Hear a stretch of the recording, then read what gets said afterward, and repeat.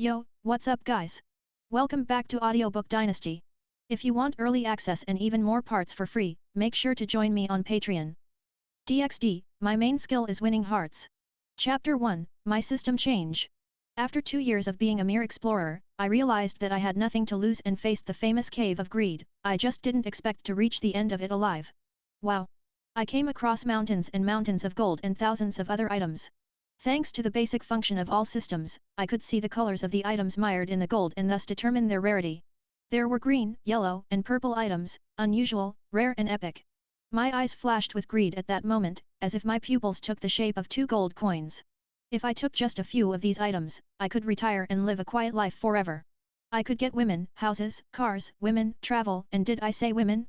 I wanted to get everything I could fit into my small 3-slot inventory, but it was impossible. This item can't be obtained. Tisk. How stingy. Few managed to reach the end of the Cave of Greed. It was a tremendous challenge. An ancient legend said that all the items in this place were not real, but mere physical illusions. When I put anything in my bag or inventory, it would return to its original place like a mirage. This situation was like pie in the sky, or like playing Stardew Valley and wanting to have a married woman for a wife. In the end, I could only stare at the items and wish for them with all my heart. But it's true. If someone could take as many of the items from this place as they wanted, first, the legend about this cave wouldn't even exist. The first person to reach this sea of treasures would have taken it all for themselves and become very rich, not spreading the existence of this place to everyone. In any case, I hadn't come all this way for the battle equipment or the rare items that gave legendary spells. I calmed my mind and turned my attention away from the pile of treasured equipment. Yes, I didn't want wealth, yes, I did, but I wasn't looking for it in this place. What I was really looking for in the Cave of Greed was the legendary magic book capable of changing my system. At the age of 18, I finally passed the Wuxia Academy of Compulsory Education in Republic City and showed myself fit to receive a system. I was hopeful, faithfully believing that because of my grades, I could receive a legendary combat system, such as the Crimson Swordsman system or the Divine Chef system. But what I got was the Explorer system. There were thousands and thousands of people with the Explorer system. It wasn't a poor system, but it meant that I would only have skills that helped with exploration, i.e., I could create maps, see traps, and be resistant to any poison, but nothing else. I had a support system, one of the weakest yet. Holders of the Arcane Mage system could also create maps and those with the Assassin system could identify traps and become resistant to poisons, but no matter how hard I tried, I could never obtain a combat skill. It also meant that I would never be rich. Being an explorer wasn't a very profitable profession, unless I found items of rare quality or above. I was practically doomed to be a nobody for the rest of my life from the time I was a mere 18. However, my outlook on this dreadful future changed when, during one of my explorations in a cave, I came across the bones of a dead guy. There was no one looking, and I'm not proud to say it, but I needed money and so I accessed his neurogear in order to loot it. I didn't find many credits, but the bone had a document marked as important and I decided to read it out of curiosity. This document was where I found out about the Cave of Greed and learned about the myth that said that among all the fake items there was a real one, an item from the first age of systems, and according to the document this was the only existing item capable of changing someone's system. So, shaking my head, I took my focus off all that gold and concentrated on looking for something. There were many items in this place and any of them could be the right item, but I could stay in this cave as long as the food in my backpack lasted. So I took it off my back, unzipped it and, the backpack was practically empty. I had a canteen halfway through and 2 protein bars. It had been 3 days since I entered the Cave of Greed. It was hard to get to the end, very hard. I knew the way back because I had created a map and getting out wouldn't take more than a day. However, there was also the legend that the Cave of Greed changed every 5 days, meaning that the path would have changed by the time I got back. So my time here began to run quickly. Quickly, I raised my head and my vision scanned those mountains of gold, looking for items that seemed important. On the spot, I saw something that made my eyes light up. A beautiful blue sword, probably made from meteorite crystals. I'd always wanted a combat system. It was the easiest way to become something in life, and that's why I was in this cave, so the first thing I wanted to touch in this place was that blue sword. I sprinted towards the sword, then began scaling the mountain of gold that it was stuck in, and I even resorted to using my bare hands to dig it out. Suddenly, I heard the voice of the system in my mind. You have acquired a legendary item. It's not in a suitable state. You can check the details using your all-seeing eye skill. I stopped and looked at the item I was holding in my right hand. I was about to throw it back while reaching for the blue sword. At first, I thought I had just picked up an old bird's feather, but I soon remembered what it was. It was a writing feather, from the old days when ink pots were still used. I that sees all? Why would I use a weekly use skill? I was almost going to scoff automatically when I suddenly noticed that this item had a golden glow. What I was holding was an item of legendary rarity. What the hell am I talking about? I don't even have the right to hesitate. It's a fucking legendary item. I was still in shock when I looked at the feather in my hand and said, "Evaluate." Plus. Item, Arrow's Divine Feather. Description, this feather contains the techniques and all the abilities of Arrows. The first person to touch this feather after Arrows has dropped it will receive his abilities and become the Multiversal Romantic Scripter. Effects, becomes the descendant of Arrows. Rank, Legendary. Requirement, none. Asterisk level and stats will change when used. Plus. An item capable of changing the system has been found. Do you want to change the common rarity Explorer system for the single rarity Multiversal Romantic Scripter system? Yes/no. My body began to tremble. It was better than a legendary item. It was the item I was looking for. I wondered if I had seen it wrong, blinked several times and read the item description again. However, there was no change in the content. I've really found it. I wasn't hallucinating. I was extremely excited and could hear my heart beating wildly.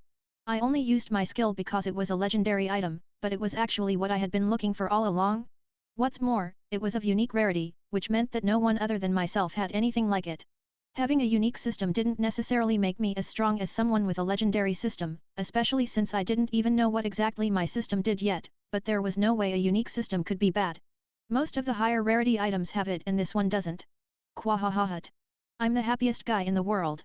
Before I knew it, tears were flowing from my eyes. During these past 2 years, I've had to pay the interest on my student loan to Wuxia Academy, graduate from school and try my hand at the profession of exploring. My friends left me one by one. The alumni of my school laughed at me. I was one of the best students in the class, but I achieved nothing. My only plan in life as an explorer was to sell the items I found and turn them into money so that I could pay off my tuition fees and household bills, but although the earth was a world full of ruins to explore, I could barely get any equipment for myself, let alone some that I could sell. However, now was different. A thrill spread through my body as I shuddered. It's over. I can say goodbye to this nightmare of a life. A system-changing item. I couldn't wait to try it out. Then I stopped to think and finally asked myself. What does a multiversal romantic scripter do? Never mind. It can't get any worse than an explorer. I clicked yes. The system change has been authorized. You may feel your consciousness waver during the changeover, try not to faint. Starting the system change. Deleting Explorer System. Explorer System successfully deleted. All your attributes have returned to the human default. Installing Multiversal Romantic Scripter System. 0%. 28%. 67%. 99%. 100%. Congratulations, Leonard. Multiversal Romantic Scripter System has been successfully installed. You have acquired the following skills. 200 years ago, terrible wars devastated the Earth. Approximately 100 million humans survived, leaving the world desolate with only a few cities scattered around. However, the wars brought discoveries and advances that were previously unimaginable. The gathering of many of these advances was patented as the primordial system. Since the beginning of humanity, humans have always been born with genetic preferences and talents. While some are born with the skills to be warriors, others are born with the skills to sew. With a very limited amount of manpower, people in the new post-war world no longer had time to figure out what they were good at, because humanity had to work in order not to collapse. That's exactly where the primordial system came in again. The developers created the primordial system with the intention of assisting humans in all aspects, and they soon discovered in the first volunteer that the primordial system could not only assist the human but also determine what the human should and shouldn't focus on doing. That's how the system spread around the world, determining the professions that humans should follow for the rest of their lives. I hated it, I really did. Although I was good at it, I never wanted to be a ruins explorer, which is why I was so happy when I finally changed systems even though I didn't know what I was going to do. However, as much as I still hoped to become a warrior, I was about to discover that the wonders of the world were much more than holding a sword and killing monsters. Congratulations, Leonard. Multiversal Romantic Scripter System has been successfully installed. You have acquired the following skills. You obtained Transparent Link. You obtained Predator's Touch. You obtained Melodious Voice. You obtained Carnal Bond. You obtained Crack. The series of messages I heard in sequence stunned me a little, mainly because I didn't know what they did. However, this was neither the time nor the place to stop and read. I grabbed my bag, put it on my back and concentrated on getting out of the cave of greed before anything else. The journey might have been more challenging without my maps to help me, but I remembered the paths I had taken, including the ones I had used to avoid encounters with monsters. So even I, with my attributes reset to 5 points each, managed to get out of that cave. After I returned to Republic City, and was safe behind its great walls, I had more time to finally study what my new system did. In general, most systems had basic functions, such as telling you how much life you had and how much stamina. For mages, it also reported how much mana. What really differentiated the systems from each other were the skills. The skills were all that mattered. First, I'll check what melodious voice does. Plus. Skill, melodious voice. Description: this skill will allow you to use your voice to calm creatures and people, promoting harmony in the environment. Effects: stuns the target and nullifies any effect that is afflicting the target, whether this effect is emotional or magical. Rating: unique. Requirement: none. This skill is useful. I can use it to calm someone down, but honestly, it looks like a nerfed version of that skill called Intimidating Roar that I once saw a policeman use on the street. I vented aloud. Let's move on to the next skill. Plus. Skill, Carnal Bond. Description: when you reach an elevated degree of emotional bonding with someone and have sex, it grants a temporary increase in all your attributes. Warning: the increase will depend on how much pleasure you give your partner. If the relationship is recurring, a lower percentage increase may be granted permanently. Effects: boost. Rating: unique. Requirement: have more than 6 hearts with the target. Read about the transparent link skill for more details. Plus. This skill. Hehe. Wait, I know the name of this system is a bit strange, but this system allows me to get stronger by having sex. That's amazing. I said it out loud without telling myself and immediately regretted it. I was in my room at the Explorers Association Lodge and, although the walls were thick, my neighbors could still hear me if I spoke too loudly. Right, that skill does sound good. I want to try it out. I said confidently, but the sad truth was that I had never even had sex. Until I was 18, my life was all about studying and, after that, I had to work hard as an explorer to try to pay off my debts. And in the ruins it wasn't common to meet other explorers, let alone girls. It also meant that my only friends were still those from school, in fact the only one with whom I sometimes exchanged messages. Okay, Leo. You need to focus. There are more skills. To my surprise, all the other skills had to do with sex and relationships. Transparent Link allowed me to measure my level of relationship with people using hearts as a metric. If I had 0 hearts with someone, it meant I had no affection for them. If I had 6, it was a great friendship with benefits. Enmities would begin when I lost hearts with the person to the point of becoming negative. Meanwhile, the skill Predator's Touch would allow me to temporarily steal someone's skill, but only if I kissed or had sex. My duration with the skill would also depend on how much pleasure I could give that person. They were wonderful skills, but where would I get people to relate to? When I scrolled down to the bottom of my system's skills window and saw the icon for the skill called Crack, I frowned. The name was different from the others, and the icon was a feather very similar to the one that allowed me to change systems. As soon as I tapped on the icon, a sudden surge of astonishment washed over me as a shimmering golden feather materialized right in the palm of my right hand. Swiftly, I closed my fingers around it and, almost simultaneously, a window popped up, vividly describing the newfound skill. Plus. Skill, Crack.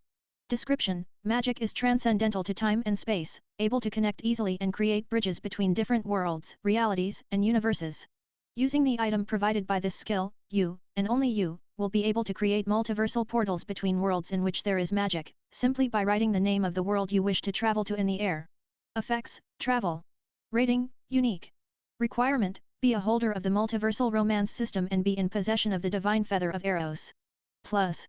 More than ever, I was stunned. Of course, I wasn't going to believe it so easily, because I knew what the word multiversal meant. I knew how powerful that word was. Firstly, just the idea of there being other worlds seemed crazy. Besides, any world that possessed magic? Did that even include fictional worlds? No, it couldn't be. It was impossible.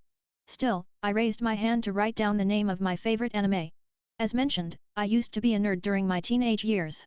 When I wasn't studying, I was watching anime, so I knew thousands of them. Konosuba, Slime Taken, Kaiju No. 8, Fairy Tail, Naruto. I knew all the anime that survived the wars. So I had plenty of options, but there was one that I wanted to visit more than the others. I raised the golden quill and wrote in all caps, High School DxD. The golden letters floating in the air exploded into particles and a portal began to form before my eyes. When the portal opened fully, I could see the blue sky and, in contrast, Kuoh Academy with its large windows and architecture that... it didn't matter. I really could travel to that world full of hot girls. The world of High School DxD was within my reach, and I could see Kuoh Academy from the top of the mountain where I was standing.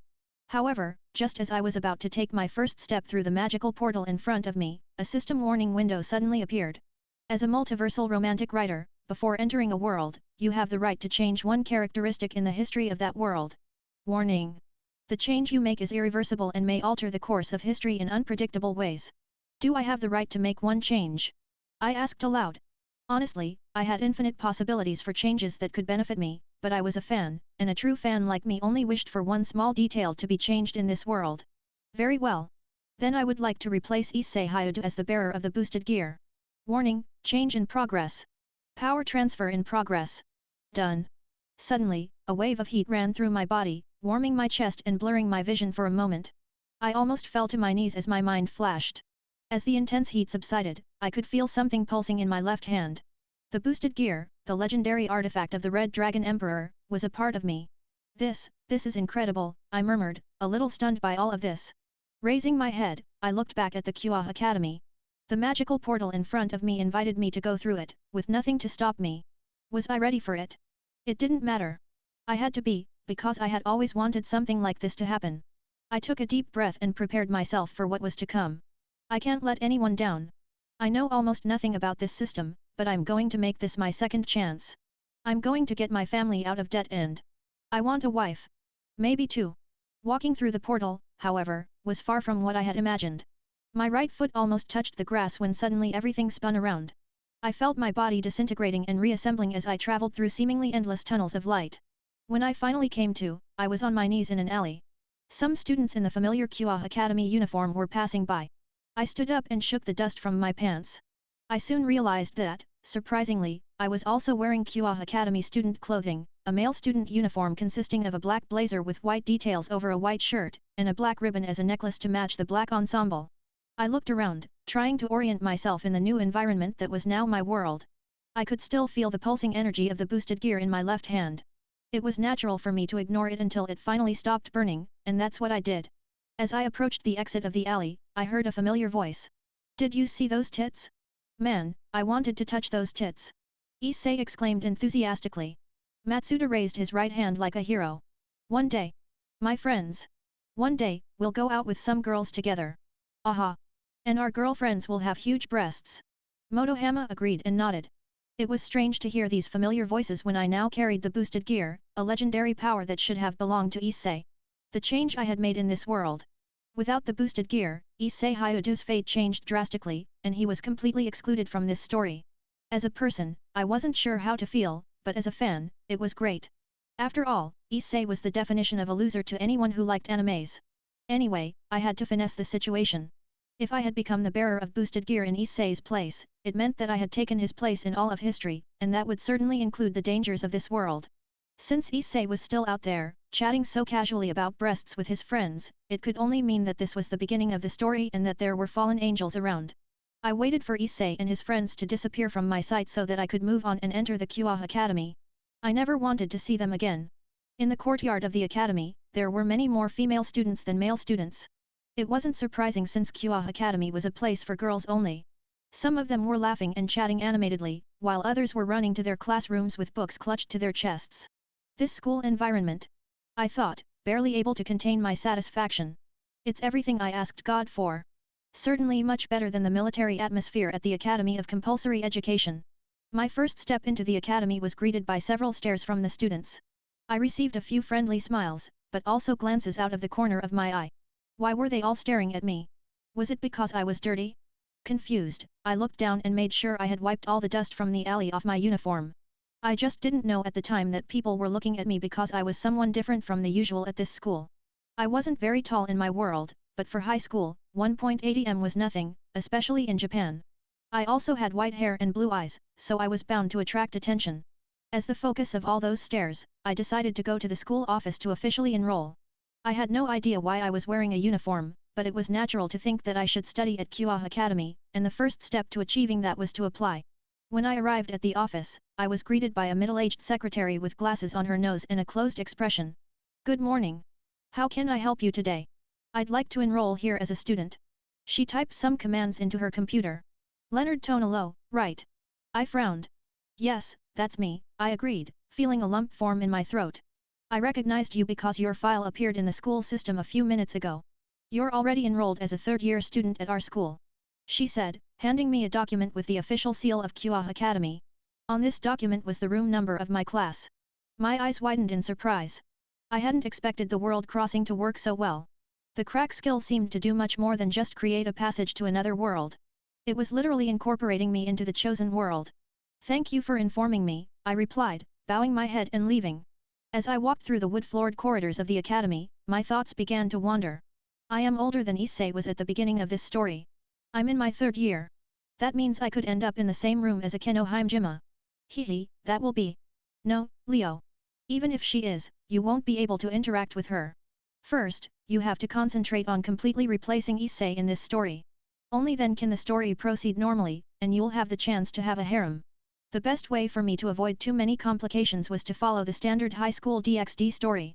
Unfortunately or fortunately, Akeno was actually my classmate. However, she was absent from class that day. At the end of the day, when the sky was orange, I went to the bridge in the middle of the city. I stopped in the middle of the bridge and watched the cars go by. A few minutes later I heard a little voice.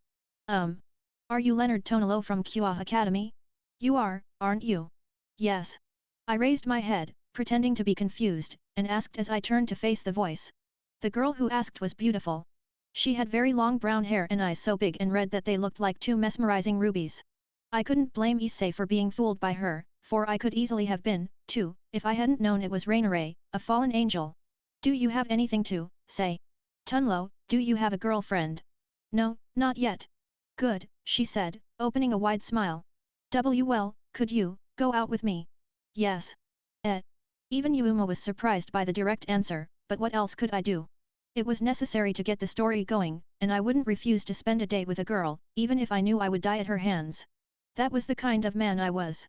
I had only suspected that I had been teleported to the beginning of the High School DxD story, but confirmation came when I was approached by Amano Yuma. She was a good-looking girl with a nice personality. The only problem was that it was all a disguise. I knew this, and yet I accepted her invitation for a date. I didn't necessarily go on a date, because her proposal was more like let's go out and get to know each other. Anyway, this was important for the continuation of the story, so I went to the agreed-upon meeting place. It was a busy place in the city center, near a shopping mall and a big clock. Suddenly, a woman with fancy clothes and little devil wings approached me. She had a flyer in her hand and handed it to me before I had a chance to refuse.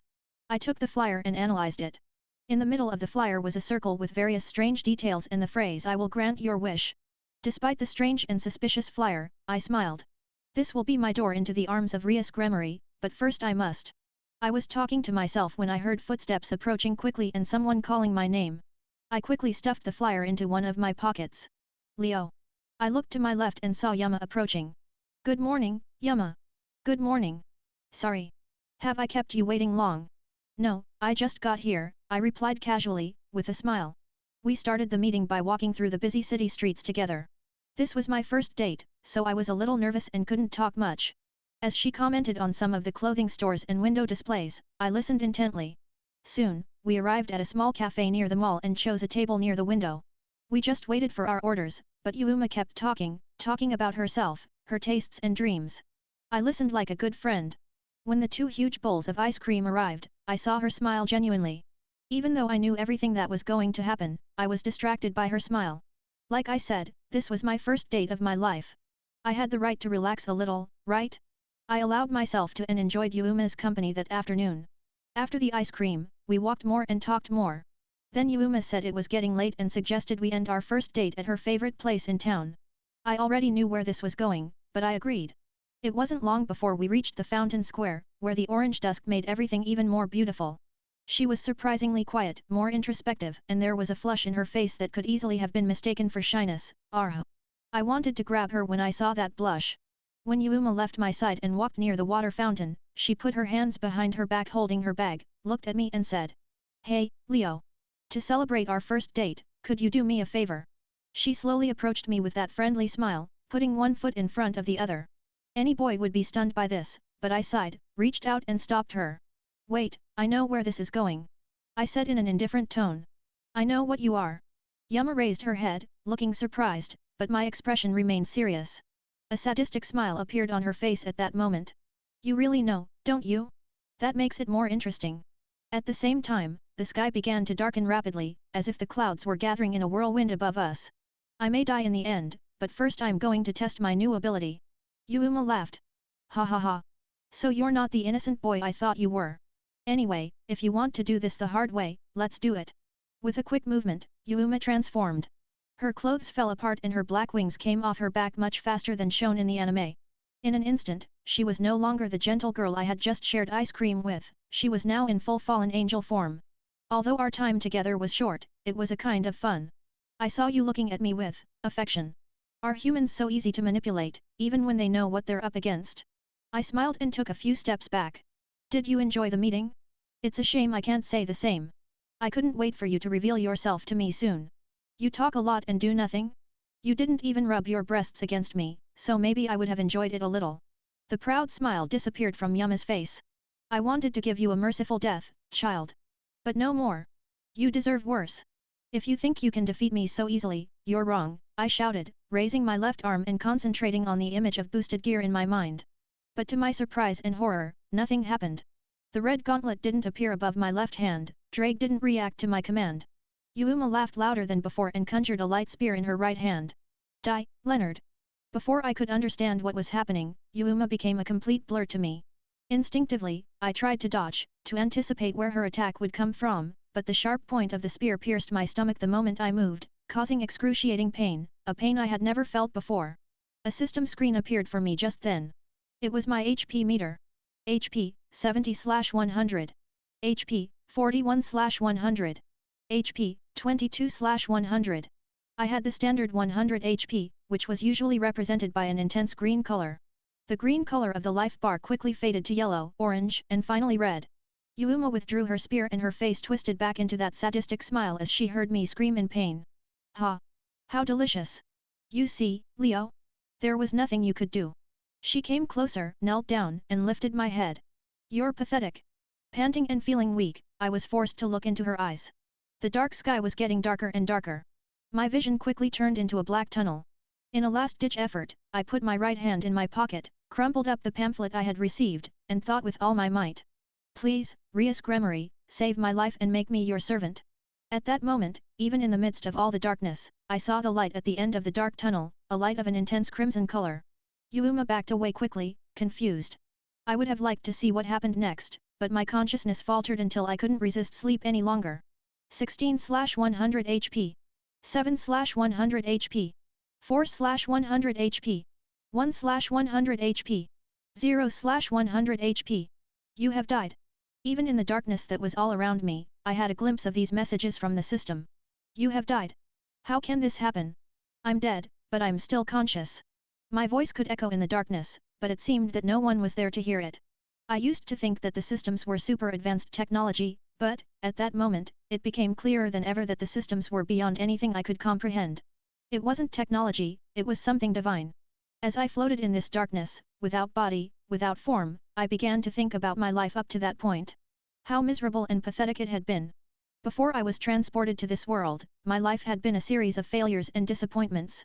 I was nobody, just another face in the crowd, with no direction, no purpose. My days were filled with a dead-end job that barely paid the bills. The feeling of emptiness, of being trapped between life and death, forced me to face the truths I usually avoided thinking about. Did this mean I was evolving? My life, what a shitty life I've had so far. I laughed bitterly, but without smiling. Always running after something, always trying to be somebody. Never being enough. I was never really the best student, no matter how hard I tried, I never had many friends. I was always the weird guy. The silence of the darkness was unbearable. All that just to end up like this. I had always dreamed of adventure, of magic, of a greater purpose. But after receiving the Explorer system, all of that seemed so distant, so unattainable. My empty, self-deprecating thoughts were interrupted by a new message that shone through the darkness of that supernatural void. You have been resurrected. Ah! Finally! I thought I'd be stuck here with myself for all eternity. Soon, an intense wave of light enveloped me and pulled me back into the consciousness of my body. When my eyes opened, I saw the ceiling above me, a simple sight, but one that seemed almost surreal after the out-of-body experience I had had. I blinked a few times, trying to adjust my vision. I was no longer in the park where Yuma had pierced my belly with the spear. System windows began to appear, filling my field of vision with information. You were resurrected as a lower devil. Your attributes were at the human level, so they will be raised to the multiverse devil level. All your physical attributes have increased by 50.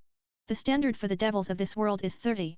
I stretched my right arm toward the system messages and pulled them aside, closing them. Every muscle in my arm felt like new. I'm alive. I muttered to myself to convince myself that my crazy plan had worked. But where am I? I was lying on a bed, surrounded by a modestly decorated room. The softness of the sheets and the scent of flowers in the air were strange to me.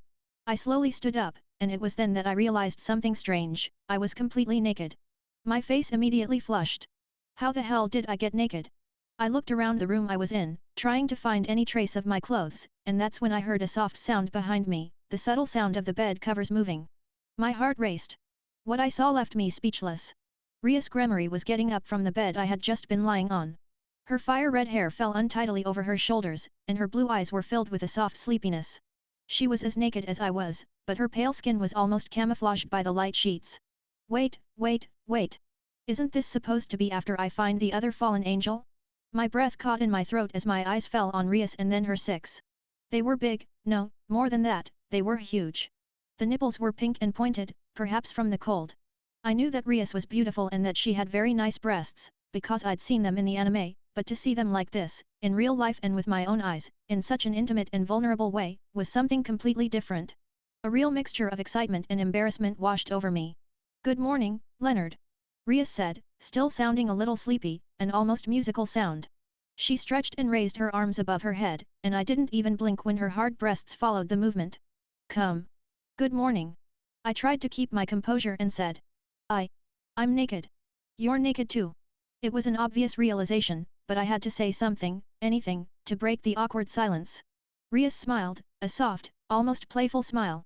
Yes, we are.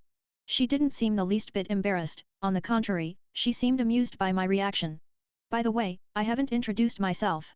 My name is Rias Gremory. I'm a devil. A devil? I asked. I already knew, but I had to pretend, anyway. Yes, and I'm also your master. I'm counting on you from now on, Leonard toned low. I took a deep breath and stopped looking away from her. This seemed to surprise her a little, but she continued to smile. You may not remember, but yesterday you were stabbed right here. She pointed to her belly button and started to stand. As her legs came off the bed and she stood in front of me, I could finally see what the anime didn't show. Her vagina was like I'd always imagined. No, it was even better. I expected the hair underneath to be red too, but she didn't even have any hair there. You suffered a mortal wound, but you healed in just one night. That's amazing. You're tougher than I thought. Ah, yes. I have to follow the script. I thought and finally asked, but why were you naked with me? I had to bathe you in magic to heal you by hugging you naked. But don't worry, I'm still a virgin. Just then, while Rias was putting on her panties, a system notification appeared for me. First system challenge. Challenge name, Conquer the Crimson Moon. Difficulty, S. Description, Rias Gremory, the princess of Kuoh College, is a virgin devil. Many would like to get close to see her breasts, but you've already seen them. Many would like to try to get a look at her ass, but you've already done that too. It seems certain that you can go even further, especially if you take advantage of the master-servant relationship. Task objective, take Rias Gremory's virginity. It is recommended to use the standard functions of the Multiversal Romantic Scripter System to achieve this. Time limit, 90 days. Rewards. +1 unique system skill, ver probabilitates das Coisas. +30 in all psychological attributes. Warning, failure will result in permanent death.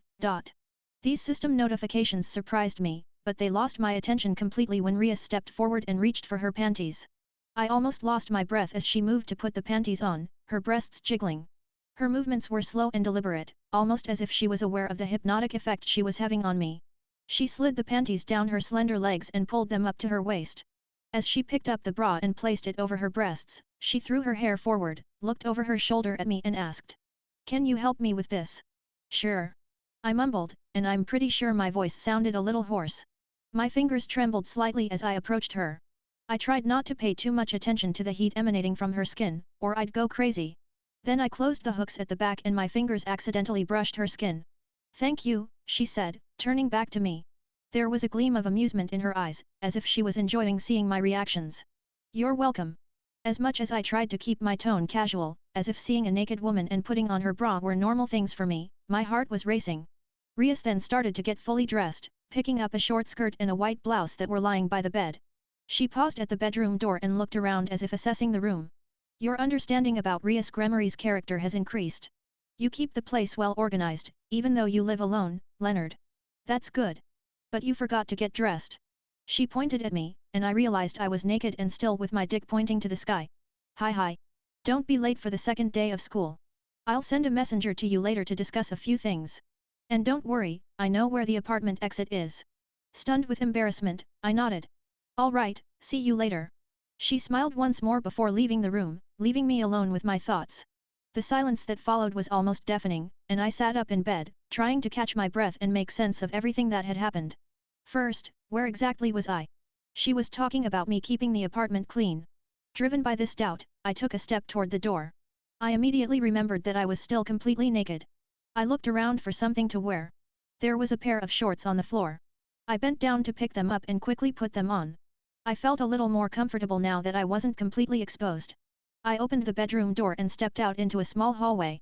The strange apartment I was in was large and well lit by a balcony that let in a lot of natural light. The decor was minimalist but cozy, with light wood furniture and white walls. As I entered the living room, my attention was immediately captured by the only decoration in the place, a picture frame above the television. I approached it and saw that it was a photo of me with my parents, taken when I was 15. My eyes went wide. I picked up the frame. Why was this picture here? Why were my Earth parents in this picture? What was going on? As I examined the photo, something fell off the frame and floated to the floor. I bent down to pick it up and saw that it was a letter. My name was written on the front with my mother's unmistakable handwriting. I sat down on the sofa and took a deep breath before opening the letter. Underscore. Dear Leonard. We are so proud of you for having the courage to move to another country on your own. We know it wasn't an easy decision, but we also know it was your dream. Don't worry about rent or food, we are always here for you. We will continue to send you money on a regular basis so you can take care of yourself and focus on your studies and building your future. We want you to know that we will always be there for you, even if we can't be with you physically in Japan. Love, Mom and Dad. Tears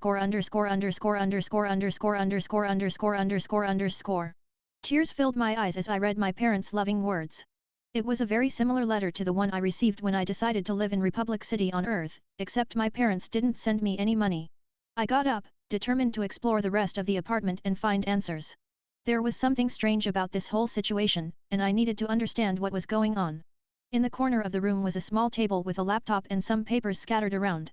I went over and started flipping through the papers, looking for any information that might help me understand my situation. Among the papers was a letter with the Kuoh Academy stamp on it. I opened the letter and began to read. Leonard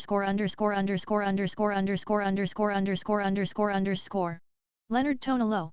It is with great pleasure that we welcome you as a student at Kuoh Academy. Your transfer has been approved and we look forward to seeing you thrive at our institution. Sincerely, Headmaster Zidicus Gremory.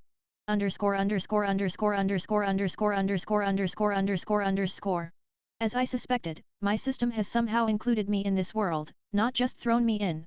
As for the photo of my family and the letter, it probably used my memories to create them, I concluded after some thought. The name of this system is Multiversal Romantic Scripter, so somehow it has the power to alter reality as a script. Unique systems are sometimes compared to legendary systems, but are all systems that powerful? I had a lot of questions, but my only goal at the moment was to survive, and to do that I had to complete my first task in the system, taking Rias Gremory's virginity. This goal seemed a long way off, as we had already slept naked and embraced, but I couldn't afford to fail. After all, the punishment was. Warning. If you fail, you will die permanently. Asterisk. Asterisk. Asterisk. Support me to write more and read chapters ahead of all regular readers. /Palmer 1998. Just remove the hyphen to access Patreon normally. In chapters R18, there are original and exclusive images for the Patreons. Next chapters. Chapter 16, My Angel and My Demon. Chapter 15, Rescuing a Saint. Chapter 14, Priest. Chapter 13, Evil Pieces. Chapter 12, My Intensity and Desires. Chapter 11, Request Impossible to Refuse. Chapter 10, Akeno, The First Kiss. Chapter 9, My First Mission. Chapter 8, My First Time Scaring Children. Chapter 7, New Life, New Friends. From the moment Rias resurrected me, I became a creature of the night, a lesser devil and her servant. I could feel that my body was different. I felt a strange weakness in the daylight. The colors of the world seemed less vivid, almost faded, as if a mist partially obscured my vision. Every time the sun hit my skin directly, it was like being pricked by tiny needles. I thought these effects were easier to deal with, I muttered to myself, also feeling a strong migraine from the paraphernalia of loud sounds. My thoughts were interrupted by the sound of rapidly approaching footsteps, footsteps so loud it sounded like a giant was approaching. I turned to see a boy in a Kuoh Academy uniform. "Hey, Tonalo, are you okay?" he asked, patting me lightly on the shoulder. "You look a little sick." "No, I'm fine," I replied, forcing a smile. "I just had a bad night's sleep. There's nothing to worry about." "And? I'm sorry, who are you?" Don't you remember me? I'm Tanaka. We're in the same room." The boy immediately backed away, embarrassed. "Now I remember. You're the class president." "Exactly. That's why I wanted to talk to you. I must say, your Japanese is impressive. You're an exchange student and yet you don't have an accent." "Thanks, I really liked anime." "Really? Me too." We continued walking together, and Tanaka kept trying to talk to me about anime. Unfortunately, the conversation wasn't very productive because I didn't know the anime of this world. However, hearing Tanaka talk about his favorite anime made my senses focus on him, and my migraine went away. When we arrived at the school, Tanaka said goodbye, saying he had to go to the teacher's room, and I went to my classroom. When I got there, Akeno wasn't there anymore. The lesson started, but my mind quickly wandered. Time flew by, and soon the bell rang for the end of class. Still, I stayed in the classroom, waiting for the messenger who was supposed to pick me up, according to Rias. The size and bustle of the girls in the hallway gave away the presence of Kiba Ueto standing at my classroom door. He was a boy with blonde hair and fair skin, and he also had a friendly expression on his face. "Leonard Tonalo, right?" he asked me, entering the room with a reassuring smile. "Yes, that's me," I replied, standing up. "And you're Kiba Ueto? The popular boy at school?" He nodded. "You already know a lot for someone who's only been here a day. Rias asked me to take you somewhere. Are you ready?" I nodded, trying to sound more confident than I really felt. "I'm ready." We left the room together. "How are you adjusting to your new life?" Kiba asked as we walked down the stairs. Different," I admitted hesitantly. "I'm still trying to figure it all out. Honestly, the feeling of weakness in the sunlight is quite annoying." Kiba laughed softly. "I asked you about school and the new country. You are an American, right? But about the other thing, it will get better with time. The first week is the hardest, but you will get used to it. Besides, you're not alone." Kiba's words gave me some comfort. I followed Kiba to an old wooden building with colorful stained glass windows that were hidden between many trees. It was an old building of the Kuoh Academy. Kiba opened the door and invited me inside. Despite the ugly appearance from the outside, the inside was different. The lobby was well lit, and the air smelled of incense. For an old building, the place seemed perfectly chatty inside and even had a cozy atmosphere. I followed Kiba to the second floor, where he opened the door, revealing an office with a large desk and some old books scattered on the shelves along the walls. There was the sound of running water that stopped abruptly, followed by the soft creaking of the cash register being closed. In this office, a small, serious-looking girl was sitting on the sofa, eating a cookie. She looked at me out of the corner of her eye and completely ignored me. That was Konako. On the other hand, Akeno, who was standing next to Konako, looked at me with an enigmatic smile. "Irero, look who's here, our new partner." "Good evening, Leonard." Akeno said quietly, rising from the sofa so as not to appear rude. "It's a pleasure to meet you." I smiled back at Akeno. "The pleasure is mine, Miss Himejima. I believe we're classmates." "Really? The president didn't tell me." "Since we're classmates, please call me Akeno." She put a hand to her chin and smiled wider as she looked into my eyes. "You showed that you knew the character Akeno Himejima before you introduced yourselves." She liked that. "You obtained one heart with Akeno Himejima. The character Akeno Himejima now has a good impression of you." The silence that followed was brief, as it was interrupted by the melodious voice I recognized so well. "Leonard, good to see you." Rias came out of the bathroom wearing only a towel, her long red hair wrapped in another. Instinctively, my eyes followed her smooth, slender legs. "I see you've met the other members of the club. You seem smart, so you must know by now that." "Yes, I know that everyone here is a devil. I thought about it on the way here."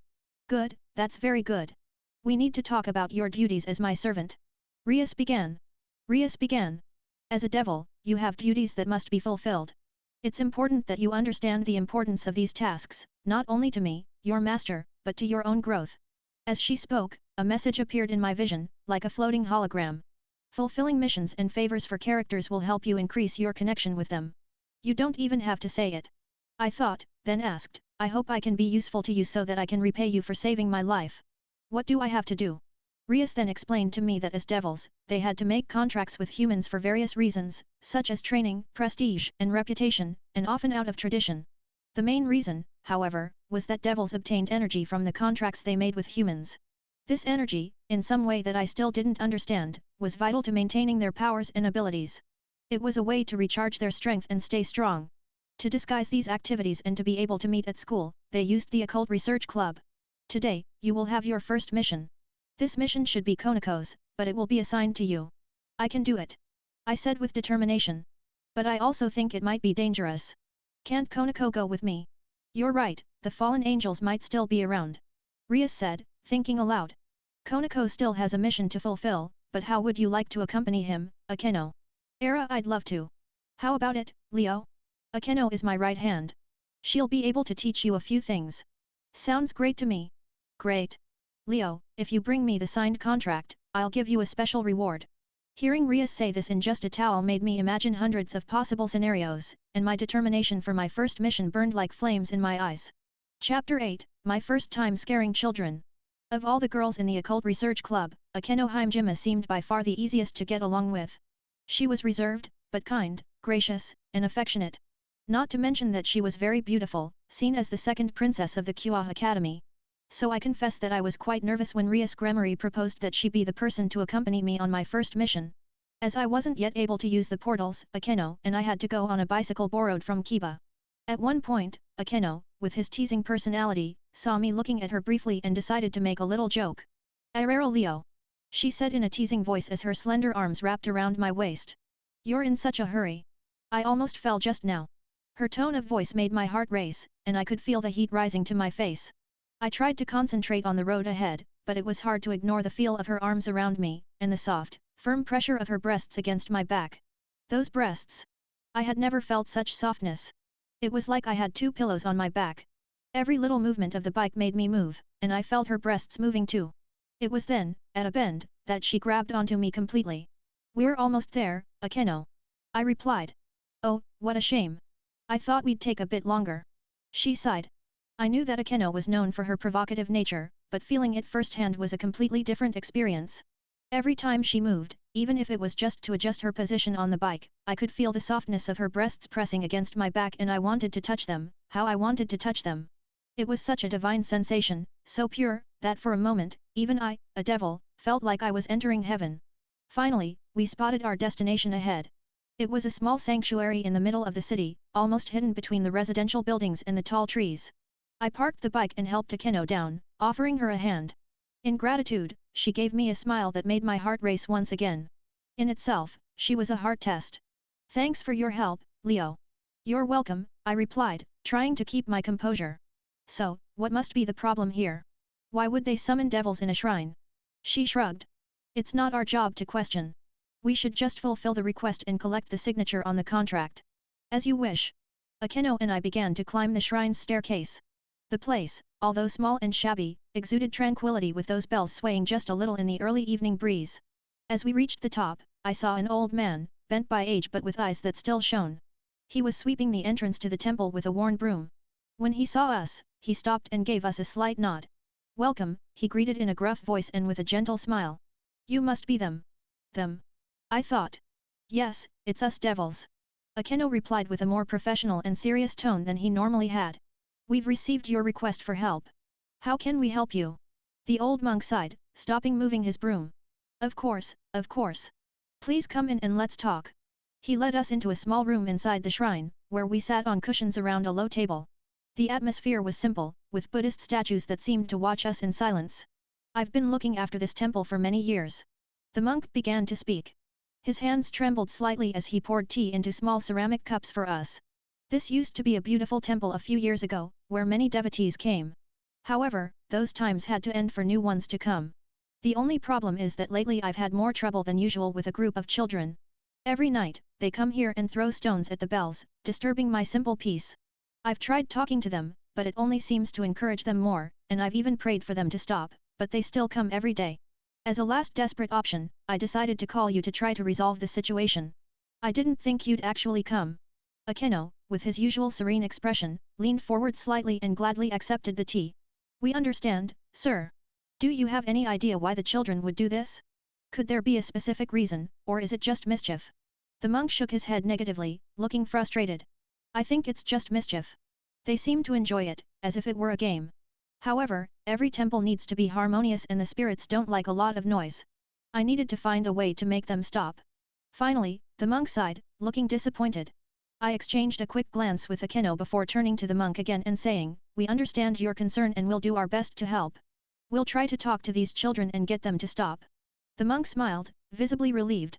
I'd really appreciate it. After finishing our tea, Akeno and I got up and prepared to wait for the children to arrive. They had shown up almost every day for the last few months at 8 o'clock in the evening. We found a discreet spot near the entrance to the temple, among some bushes, where we could watch without being easily spotted. I want to see if those children are going to come back after the scare I'm going to give them, said Akeno, and she seemed serious about it.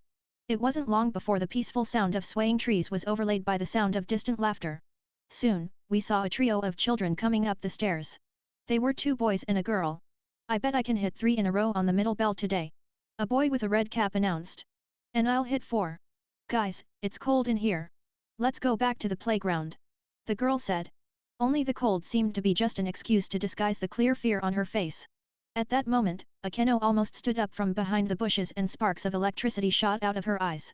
Contrary to what I expected, she definitely wasn't joking when she said she would scare the children. Your understanding about Akeno Himejima's character has increased. Wait, Akeno, I muttered, trying to keep my voice down so as not to alert the children. Maybe I should talk to them. Why do you think that, Leo? It's not like I'm going to electrocute them for real. I swallowed. I didn't want to say it was because she was really scary when she was taking things seriously. Well, you know, you're a pretty girl. They might feel intimidated or even too charmed to listen to you. Besides, Rias gave me this mission. I should handle it. Akeno smiled. I see. All right, Leo. I'll just watch you act. I took a deep breath, stepped out of the bushes, and began to walk toward the children, making a conscious effort to appear calm and approachable. Sometimes children could be harder to deal with than adults and teenagers, especially artistic ones like these 2 boys seemed to be, so I had to choose what to say. Hey, guys! I called, waving my hand at them. The laughter stopped abruptly and the 3 of them turned to look at me with surprised expressions on their faces. They hadn't imagined that there would be anyone else there besides themselves and the old monk. I continued walking towards them, stopping at a safe distance so as not to make them run away. What are you doing here so late? Who are you? And why does it matter? We're here because we want to be. The boy with the red cap rebelled. I smiled, trying to look friendly, but a vein almost popped out of my forehead. My name is Leo. I'm just curious. This place is very special, and you seem to like it here. The other 2 remained silent, and the girl seemed especially nervous. Of course we like it, said the second boy. It's fun to hit the bells with the rocks. I moved a little closer and bent down to their level. I see. But do you know that this temple is a holy place? The man who looks after it is very concerned about the noise. How about you find somewhere else to have fun?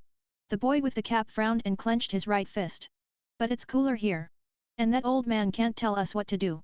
The girl finally spoke, her voice trembling a little. I think we should go, guys. It's getting late. No. We're staying. I realized that it wouldn't be easy to convince her, so I decided to use my strongest card against children. Do you like ghost stories? I asked, looking them straight in the eye. This temple has some pretty scary stories, you know. The 2 boys became anxious as I broached the subject, and one of them took a step back. What kind of stories? The boy with the cap asked. Well, I began, lowering my voice to a conspiratorial whisper. They say that the spirits that protect this temple don't like to be disturbed. Sometimes, at night, they go out to look for those who make noise. And when they do, I paused dramatically, seeing the fear grow in her eyes. They catch the troublemakers and those people are never seen again. The temple grandfather didn't want to talk about it so as not to scare you too much and give you nightmares, but I think you're especially big enough to know these things. The children exchanged nervous looks. Are you serious? The second boy asked. I nodded solemnly. Very serious. So maybe you should go back to the playground and leave this temple alone. You don't want to disappear and worry your parents, do you? The three of them shook their heads in the negative at the same time, and without another word of defiance, they started down the stairs. Within seconds, they were gone. Akeno came out of her hiding place and asked. What did you tell them? Just a silly ghost story. It seemed to work. She laughed quietly. Irera, you're pretty smart, Leo. I'm impressed. Thank you. Now, what do we do? Akeno looked at the shrine. Let's talk to the monk again and let him know that the problem has been solved. After that, we can go back to the club. I agreed, and we walked back to the temple door together. When we knocked on the door, the monk didn't open it but asked. Did you manage to talk to the kids? Yes. We talked to them and explained the importance of keeping the temple peaceful. We think they won't bother you again. I heard the monk's sigh of relief. Thank you very much. You don't know how much that means to me. Now all you have to do is sign the contract. I said. There was an awkward silence and the man replied. I'm sorry, but I can't. What? But we did what you wanted. I said, slightly annoyed. I know, and I'm very grateful for that, but it's all right, sir. If you have any more problems, please don't hesitate to call us. Have a good night. Akeno said and put one of her hands on my shoulder. Let's go, work is over. I was speechless. This situation was completely different from the anime, because I had managed to do the job perfectly. However, I also had no way to fight back with Akeno and try to forcibly get an elderly monk's signature, so I just followed her out of the temple. You have completed a mission with Akeno. You obtained 1 heart with Akeno Himejima. You obtained plus 25 XP. Akeno liked the way you handled the kids disturbing the temple. You obtained 1 heart with Himejima. Akeno Himejima now has a very good impression of you. Your relationship level with Akeno Himejima has gone from neutral to good. Quests, fights, and training can increase your XP and your relationship level with your friends. The stairs were long, so I had some time to think as we went down. It was obvious that my system was very useful in helping me develop my interpersonal relationships, and that was because most of the skills in that system depended on me having good relationships. So I could gain experience and level up to gain attributes by completing missions and tasks, but I also had to focus on developing my relationships or my skills would be useless. When we returned to where I had secured the motorcycle, Akeno said. You did a good job today, Leo. I was still a little upset that I hadn't gotten the monk's signature, so I reacted a little more seriously than usual. Thank you, Akeno. It's a shame that I won't have a signed contract to give to Rias. Actually, you won't have one, so she won't reward you with anything. However, I've seen what you've done, I've seen how well you've done, so, what do you think about me rewarding you? But I saw what you did, I saw how well you did it, so, what do you think about me rewarding you? Hearing this, I couldn't answer anything. I turned to Akeno and saw her slowly approaching me with her hands hidden behind her back and her long hair tied in a ponytail that swayed with every step. The look on her face was unreadable, and my body stiffened. I had never imagined that things would change so quickly. Could this be an effect on the hearts I received from her? The words seemed to escape me and my mind went blank as she stopped right in front of me, close enough for me to smell the faint scent of her perfume. A.K. Akeno. I stammered, feeling my face heat up from being so close to her. She tilted her head slightly to my side and then planted a soft kiss on my cheek. I froze for a moment and couldn't stop a deep blush from spreading across my face. I immediately felt like grabbing her around the waist, but my rational side spoke louder and for a few seconds I held back. I really did, so as not to act rashly, but only for a few seconds. Don't be discouraged, Leo, she said. It is normal for some people not to want to sign right away. They usually get back in touch, and sooner or later they give their signature. Don't worry. Akeno turned away from me. And I think that at that moment, my aura of perversion managed to escape from my body, because she looked back as if she sensed my desire. Our eyes met and there was something in her eyes that encouraged me to act, perhaps a fragility, perhaps an unusual sparkle. Something inexplicable that only I could see at that moment. On an impulse I couldn't contain, I stepped forward and gently grasped her chin. Time stretched as I leaned in and pressed my lips to hers. The surprise in her eyes was evident during the kiss, but she didn't pull away. The kiss was brief, and I literally felt an electric current running through my body. When I pulled away, her expression was completely different. Akeno, who had always seemed so confident and in control, was now blushing with a look of pure surprise. My face was flushed too, and I wanted to apologize, but I did not want to be the weak, virginal boy I had been on Earth. So I decided to continue being bold. A simple kiss on the cheek wouldn't be enough of a reward. That's why I decided to get something extra. I said, but my face was as red with embarrassment as Akeno's. She remained motionless, her eyes still wide and her face increasingly red. It was clear that I had taken her completely by surprise. As I got on the bike, I turned to look at her one last time before I left. Akeno stood still, touching her lips. Obviously, she was still processing what had just happened. Will I see you later? I asked. Thanks for the reward. I pedaled fast, feeling the cold night wind in my face, trying to calm the storm of emotions inside me. If I'd known then that it was also Akeno Himejima's first kiss, I would have done more. You kissed Akeno Himejima? She's confused about what this means for both of you, but she doesn't disapprove of your action. You didn't win any hearts with that kiss. Even though the system indicated that nothing had changed, I knew that the kiss had changed something between us. This surprise kiss would have a consequence that even knowing the history of High School DxD, I couldn't predict. Was it too early or too late? The walk back seemed shorter, maybe because my mind was filled with so many thoughts. The next day, I went to the Occult Research Club early but didn't find Akeno there. Rias asked me about the details of the mission and I explained that everything went smoothly and that the monk didn't want to give me his signature. Just like Akeno, she told me that this was normal and that I shouldn't get discouraged. So she gave me my second task, which was a little easier. I was to hand out leaflets in the city. The downtown streets were busy as usual, with the sound of cars passing by and people chatting. This was a small town, very different from Republic City where I used to live. I walked around for a few blocks, handing out flyers with the Occult Research Club's message and trying to attract customers. Then, as I turned a corner near the park, I saw a child crying. It was a boy, and he was holding one of his knees where there was a scratch. I remembered that scene. Am I there yet? Without thinking, I approached the little boy, crouched down beside him and asked. Hey, what happened, buddy? He looked at me with watery eyes and sobbed loudly. I fell, it hurts a lot. Bui. Carefully, I looked at the wound. It was a dirt scratch, nothing too alarming, but the blood and pain were enough to frighten a child. Use melodious voice.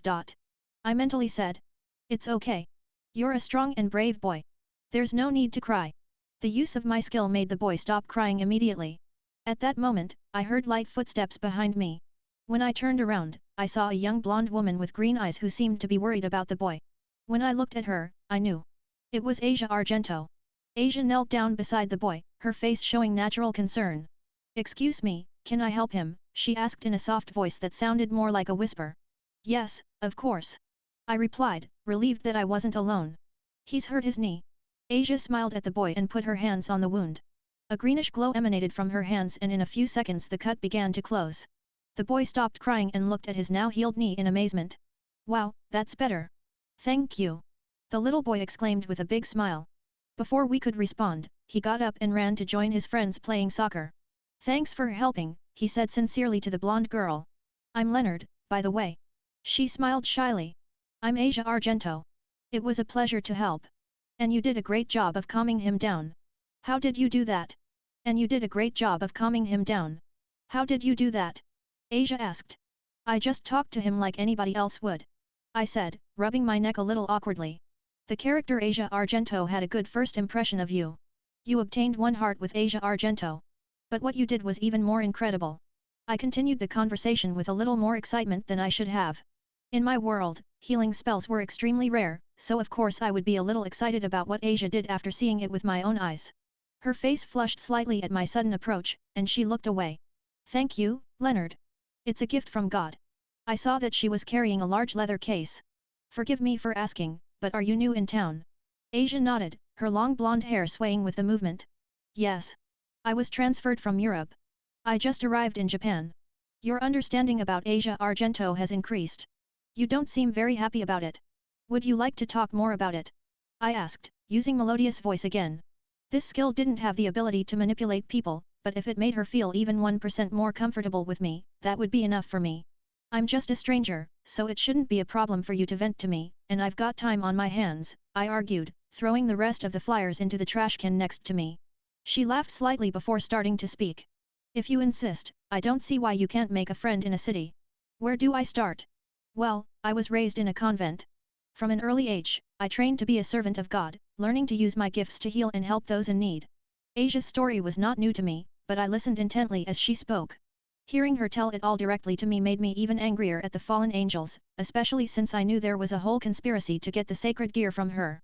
Anyway, a mistake I made changed everything. The people at the church misunderstood something I did, and so I was transferred here as punishment. Issei wasn't lying in the story she told, but she wasn't telling the whole truth, either. That's terrible, Issei. I'm sorry you had to go through that. But I'm glad you're here now. I'm sure you'll be happy and make new friends. She smiled, and this time there was a glimmer of hope in her green eyes. Yes, now that I know there are nice people like you here, Leonard, I think I'll be able to get used to it. Walking with her, so calmly, finally made me realize how different Asia was from the others at High School DxD. Of course, they all had their own quirks and stories, but Asia made me feel at peace with myself. When we got too close to the church, I felt a pain in my head that made my legs stop. Then I lifted my head and saw the roof of a church rising from the trees a few dozen yards away. That was the end of my short walk with Asia. There was no way I could go any further on my own. But before I left, I wanted to make sure Asia knew she could count on me. If you need anything, Asia, don't hesitate to come to me. Don't forget, I'm Leonard Tonalo, a third-year student at Kuoh Academy. She looked at me gratefully, and for a moment it seemed as if all the weight of her experiences had been lifted, if only a little, by my words. Thank you, Leonard. We said goodbye, and I walked back to the club. In a world so full of mystery and danger, it really was a great advantage to know the order of events so that I could prepare myself. However, I was making these small changes to the story, so how long would everything continue to follow the original order of events? I couldn't predict when everything would change, but I could try to postpone it by not making any big moves. When I entered the occult club, the room was silent, with only the soft light of dusk. Rias was looking at me with her arms crossed. Somehow, she already knew what I had done. So she said in a stern tone. Never go near a church again. For us devils, a church is enemy territory. If we go near it, we might cause a problem between God and the devils. She walked toward me. You never know when spears of light will pierce you. As if I didn't understand, I put my hand to my head. That explains what I felt when I approached. I'm sure it was your devilic instincts that reacted. And don't forget, being close to someone from the church is the same as fraternizing with the enemy and... Rias continued her long sermon on what I shouldn't do, warning that if a devil was exorcised by someone from the church, it would die for eternity. After the sermon, she said that she had to go out for a while and that I should wait until the others arrived because everyone had a mission that night. I sat on the sofa in the living room and waited. Rias was right. If I was exorcised, it would be the end of me. I couldn't forget that even though it looked a lot like the world of anime, I was the one writing the script with my own actions, and what if I made a mistake and died in this world? My parents would never find my body and would never have any answers about my whereabouts. Part of me said that would be better for them than worrying about a son who was only an explorer, but I was very close to them before I moved to Republic City, and I knew they would be very sorry if I died. I clenched my fist, determined to grow stronger and not die in this world. The president is only concerned with your safety, Leo. Don't overthink it. A voice whispered in my ear. Looking to my right, I saw Akeno with her classic smile. She seemed to be amused by my fear. But after that, as we looked at each other, the atmosphere seemed to freeze. I tried to formulate a coherent topic that would escape the first thing that came to my mind, the night before. Akeno, Leo. We finally interrupted each other. Please, you can speak first. Akeno looked into my eyes and asked with a seriousness I hadn't seen before. Why did you kiss me last night? I swallowed and weighed my words carefully. Akeno deserved an honest explanation, and I didn't really have one, so I was honest. I didn't plan it, it was a moment of impulse. You seemed a little closer after everything that happened, and I felt that the kiss on the cheek was a provocation for me. My words came out in a slow stream, trying to express the whirlwind of thoughts in my head. I understand. Did I make you uncomfortable? Akeno looked at me and put her hands to her lips again. It wasn't uncomfortable. Just unexpected. I breathed a sigh of relief, because a beating from Akeno would surely kill me. Without delay, she said. Leo.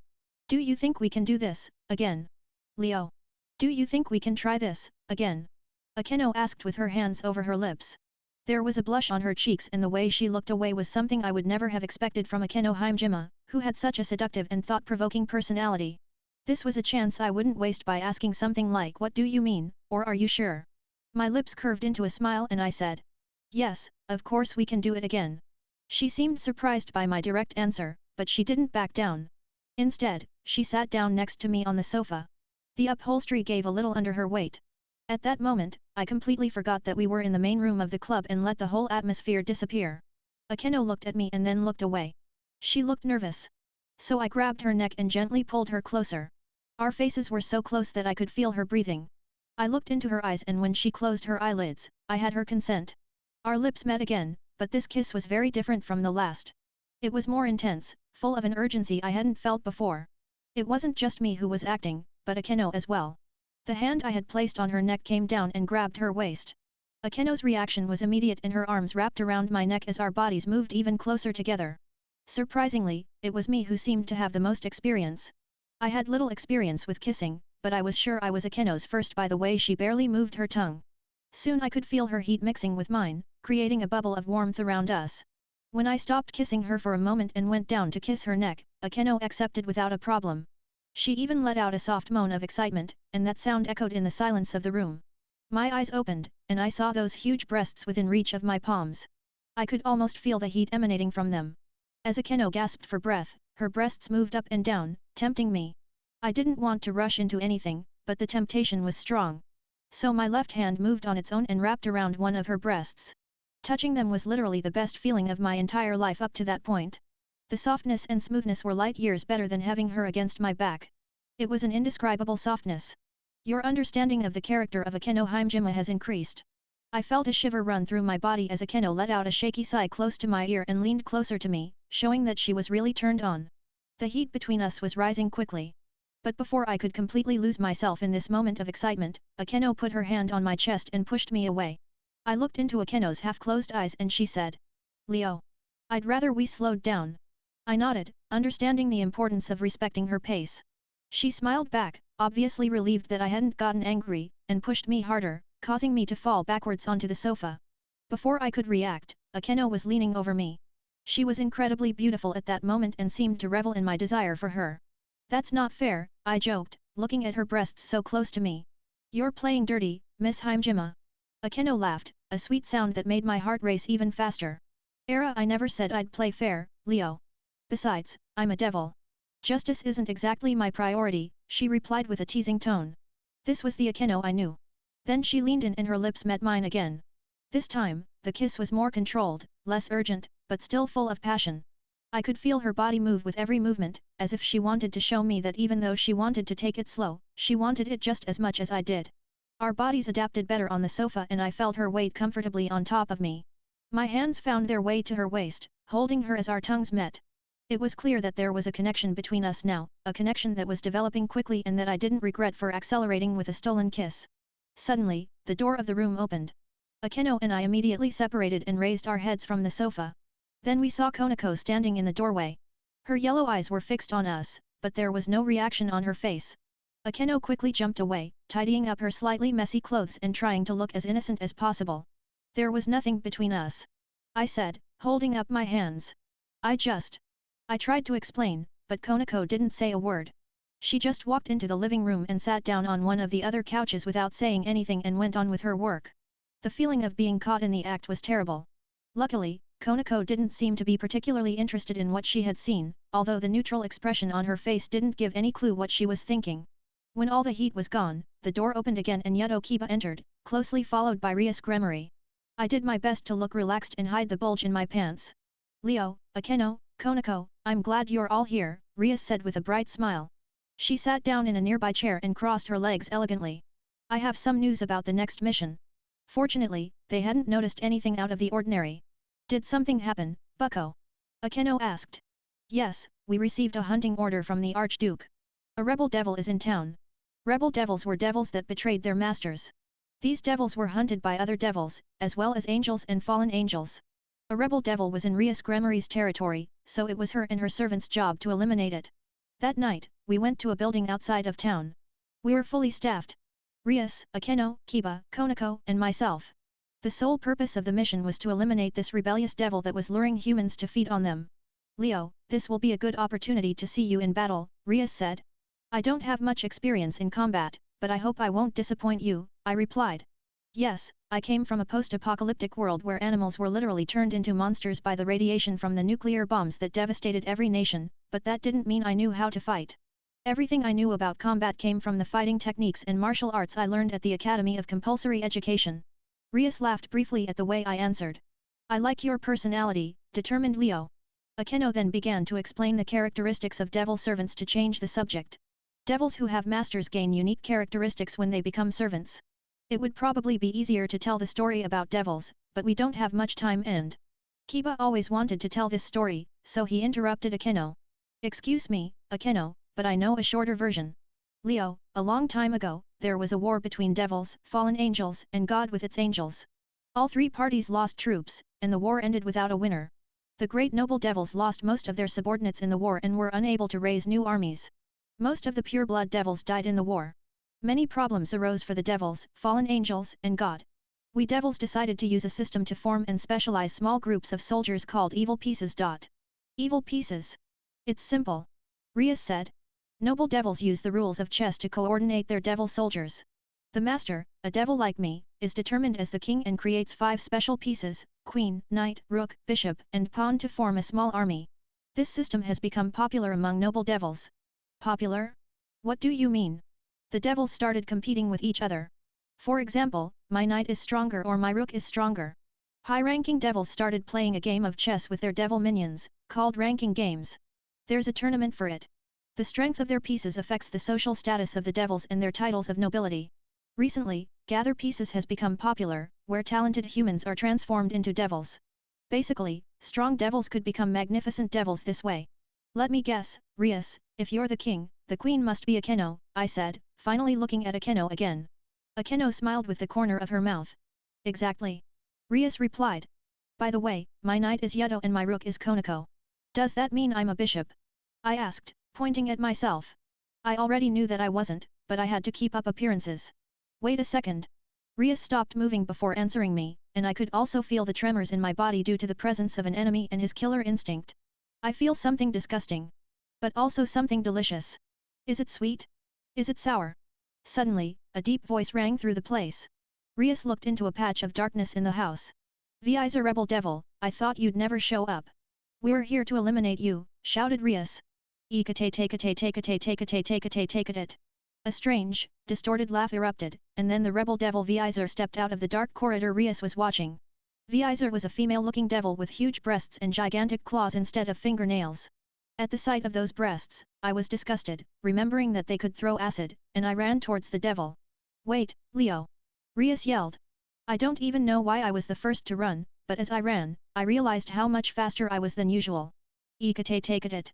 Who is this weak little devil? Even after switching systems, I didn't have many combat abilities. However, I had more attributes than ever before, and even boosted gear, which doubled them for a few seconds, didn't scare me. Please, boosted gear. Obey my call this time. Please. Boost. The voice of the dragon drake echoed in my mind, and my legs immediately began to move even faster as my entire body became lighter. One of Viizer's claws came at me with frightening speed as I came dangerously close. I rolled to the side, and her claws sliced through the ground I had just stood on. Even with my doubled stats, I barely dodged it. I need more speed. Boost. Again, Drake boosted my strength. At that moment, my peripheral vision caught a flash of lightning as Akeno invoked her magic. Lightning came down from clouds that appeared under the ceiling and struck Viizer. Kiba also appeared beside me, holding his white sword. Let's go, Leo. Coordinated attack. We were a team. One had to cover the other. Kiba and I attacked Viizer together, and Kiba was the first to attack. He unleashed a series of slashes that chopped off 3 of Viizer's fingers, giving me a perfect opportunity. Let's finish this quickly. I shouted. Boost. My left hand, enveloped in the emerald green energy of the boosted gear, struck Viizer directly in the chest with a powerful blow. The impact was devastating, and a flash of energy lit up the entire hall of the mansion. Viizer was thrown backward and hit the wall with a loud thud. The rebellious devil struggled to her feet with an angry expression on her face. You will pay for this, boy. Not so fast. Rias, with her majestic presence, stretched her arm forward. Konako. The small, sweet, and serious-looking girl picked up one of the mansion's pillars as if it were nothing and threw it at Viizer, ending any chance the rebel devil had to react. As Viizer muttered in pain with the pieces of the pillar on her, Rias walked over to her and held out her right hand. Any last words? That boy, who? You mean Leo? He's my precious pawn. Now get lost. A gigantic mass of devilic power with a crimson glow shot out of Ria's palm. This attack completely enveloped the monster's body in an instant. The mass of pure devilic power devoured Viizer's body in an instant. You and your companions have defeated the rebel devil Viizer. You obtained plus 150 XP. Congratulations. You've evolved to level 1. You obtained 5 distributable attribute points. You and your companions have completed an extermination mission. Your next action will have a chance to raise up to 1 heart with them. Farmers, right? I like that. I said, smiling and putting my hand to the back of my head. This way, I'll always be able to go to the front to protect you. You obtained 1 heart with Yuto Kiba. You obtained 1 heart with Konako Tojo. You obtained 1 heart with Rias Gremory. You obtained 1 heart with Akeno Himejima. Wait. How can I lose hearts? I don't want to have hearts with Kiba. I thought. Chapter 14, Priest. Even though I had helped fight the rebel devil, that didn't relieve me of my current responsibilities. I still needed a client to sign the contract for me, and this time I had to do it alone, which meant I was on my own. To make matters worse, I knew what was waiting for me at the next address. The next thing I knew, I was at the door of the address Rias had given me. As I expected, the door was ajar and there was a strange aura in the air. Nevertheless, I took my first step into the house. The only thing I had to protect me was the already activated boosted gear in my left hand. The inside of the house was dark, but there was a faint glow coming from one door leading to the main corridor of the house. In a situation like this, someone would normally introduce themselves or try to call the owner, but of course, I wouldn't do anything stupid like that. Soon I reached the room where the light was surprisingly from candles. It was a normal living room. There was a television, a sofa, a table, and so on. Everything seemed to be in the right place, except for the body nailed to the wall. I instinctively widened my eyes in horror. It was a morbid scene. The man had both arms outstretched and his hands were nailed to the wall. It wasn't the first time I'd seen a dead man or so much blood. In the ruins of my world, I sometimes came across the nests of monsters, and there was much worse. However, the one who had created the scene before my eyes wasn't a monster, or rather, he was, but he was disguised behind a human shell. Like any strange killer, he had left a message on the wall written in his victim's blood. Punishment for those who have done evil deeds, a young man's voice said from my left. I just borrowed that phrase from the prayer of an important person. When I turned around, I saw a man with white hair. He seemed to be a foreigner and about the age of a young adult. He was dressed in long robes like an 11th century vampire hunter. In fact, he was a despicable priest who had an evil smile like this. Well, if it isn't a little devil. He continued.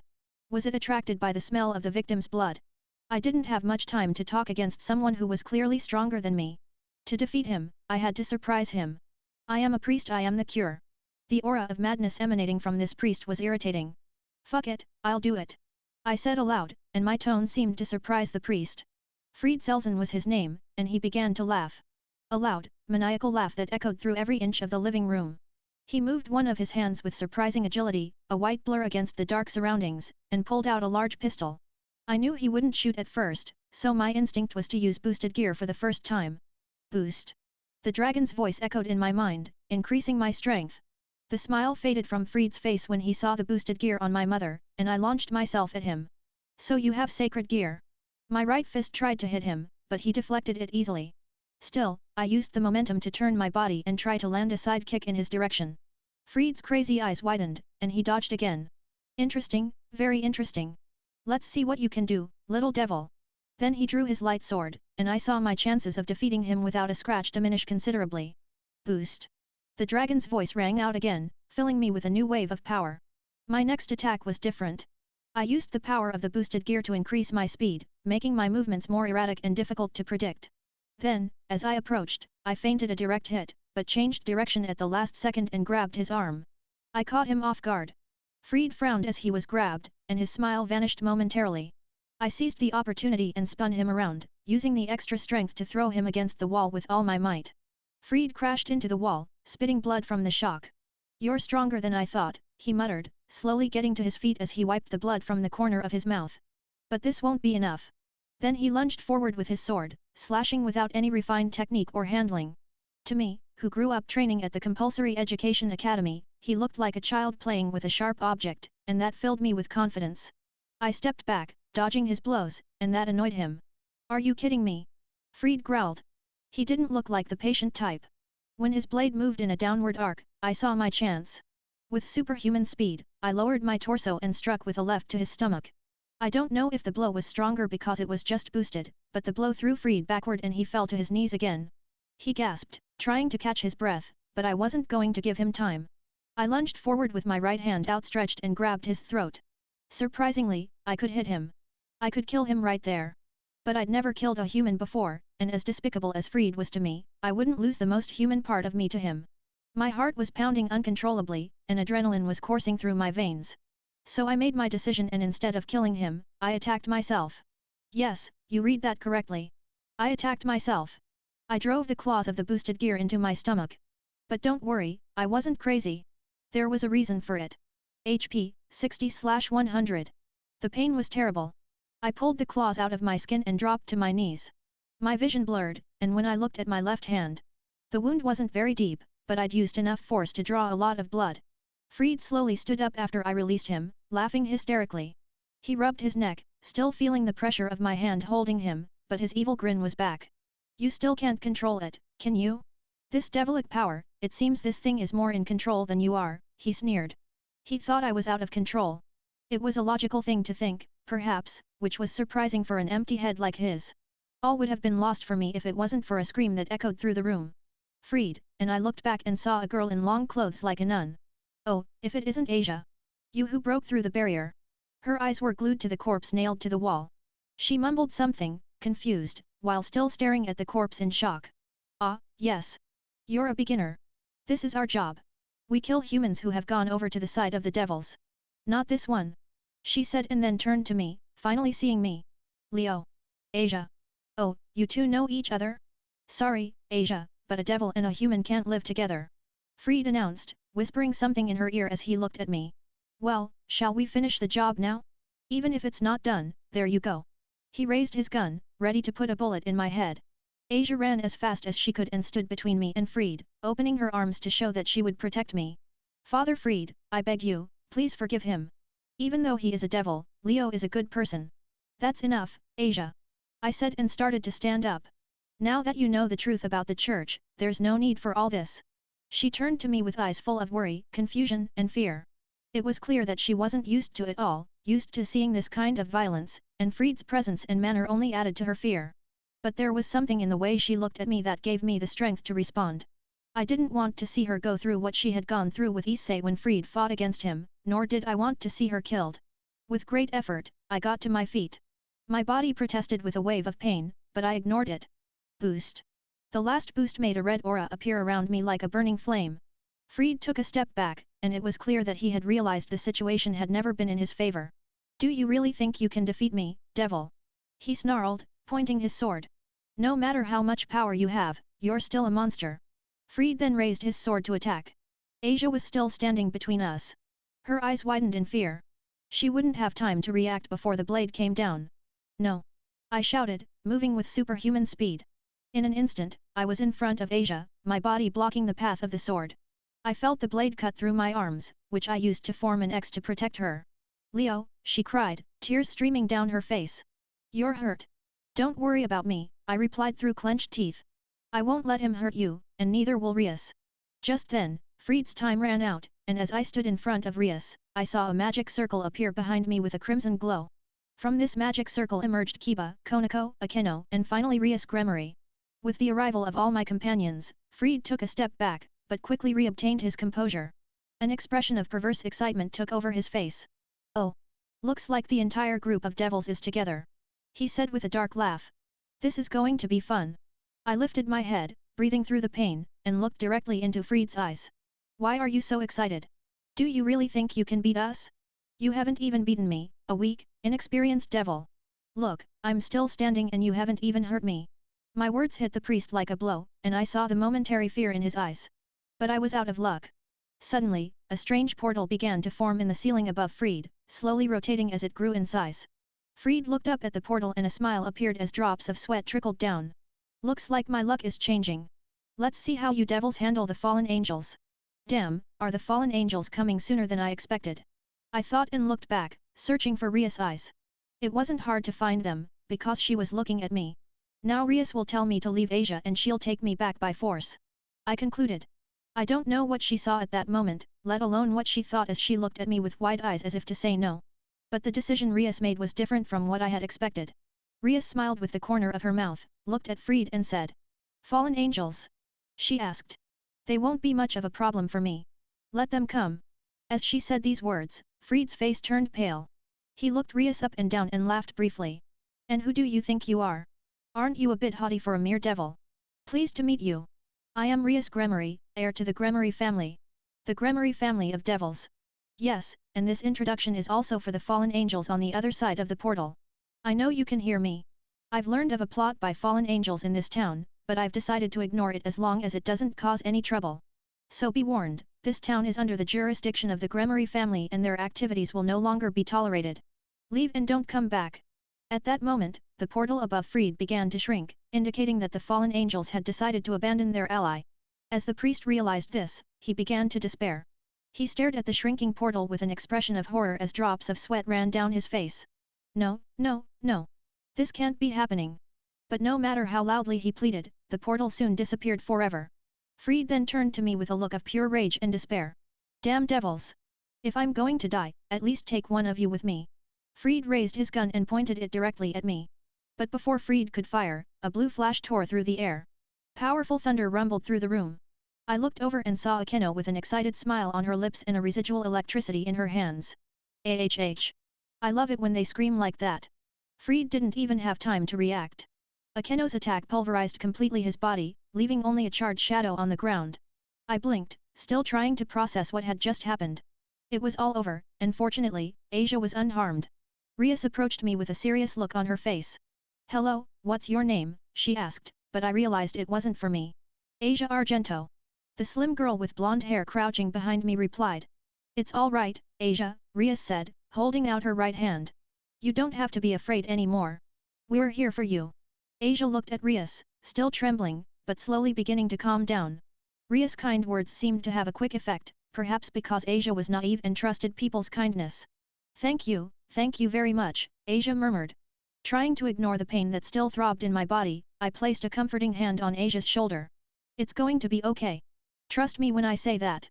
Despite all the fear I had felt, Asia still managed to smile at me innocently. I know, you're a good person, Leo. Asterisk. Strangely, after Asia told me that I was a good person, my conscience wavered and I fainted. I can't tell if it was because of the exhausting series of boosts I had received or because I had dug my claws deep into my own gut. In the end, it didn't matter, because everything worked out better than I expected. You obtained 1 heart with Rias Gremory. You obtained 2 hearts with Asia Argento. When I woke up, sunlight came tentatively through the ajar window, illuminating what I quickly recognized as my bedroom. However, my bed was much closer than usual, and I could feel fluffy things wrapped around both of my arms.